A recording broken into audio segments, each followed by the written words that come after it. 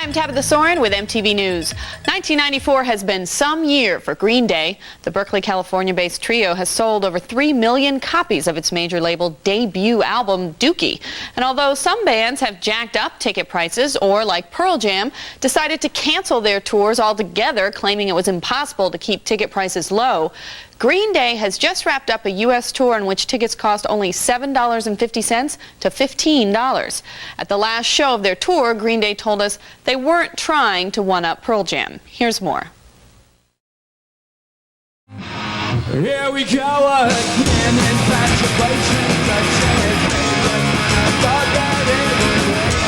Our managers, I hope you're watching, boys, did this whole article on Rolling Stone. They kept on emphasizing the word "we do this" and "we do that." It's like, no, you didn't do nothing. We are the ones that kept the prices low. They're the ones that wanted to keep the prices high. It was them, it was the managers, and it was the agency, and it was everybody. Everybody was breathing down our neck to say, get the prices up. And why? Because of money. Everybody wants a lot of money. Green Day are accomplished hellraisers and thrive on concert energy. But at a recent gig, nothing they did seemed to spark a reaction. So I was thinking, what am I going to do? What am I going to do? I just took off all my clothes and got completely naked. And then that's the first time I ever done that. So, so I went out and then I played completely naked for a song, and then people were like, whoa, and it was like, oh, okay. It's like, I'll tell you what, too, man, I'm a grower, not a shower, so.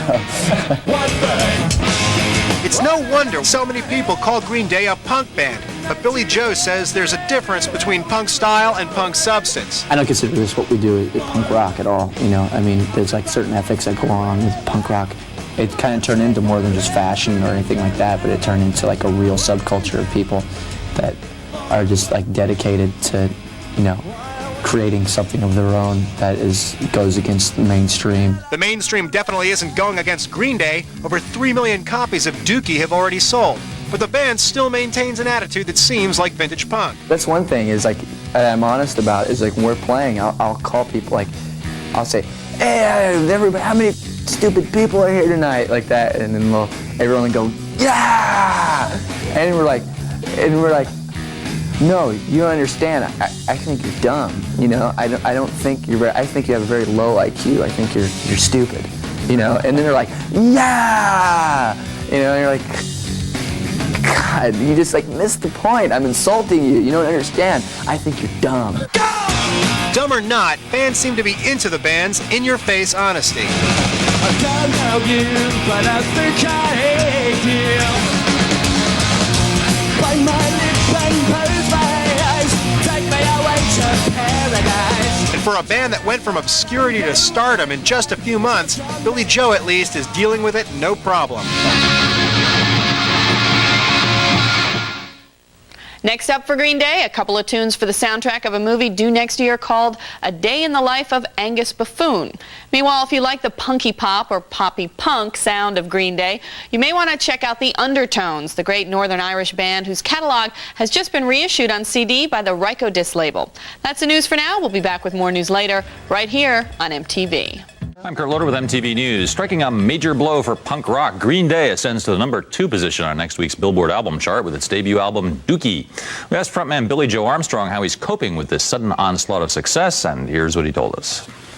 Well, I don't sleep as much.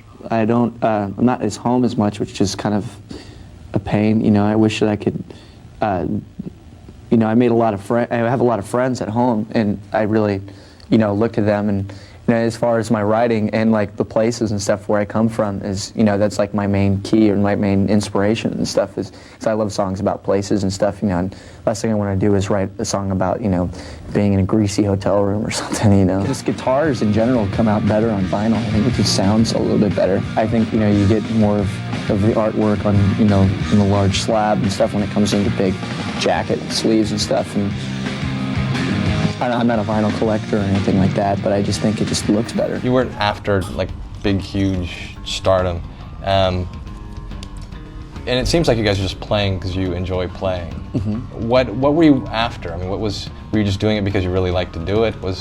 Well, I'm not going to lie to you. I'm not going to say that, we weren't expecting to be big stars and stuff. It's when you sign that contract, anything is bound to happen. you know, I mean, we took a shot and we were like, well, maybe, what if, something actually does happen. But I don't know. I mean, our main thing before was just like, don't have any expectations, just sort of, live day to day and, see what comes about. And this is what happened. Just sort of expected, but sort of not expected, I mean, but I guess the timing was right. That's the main thing.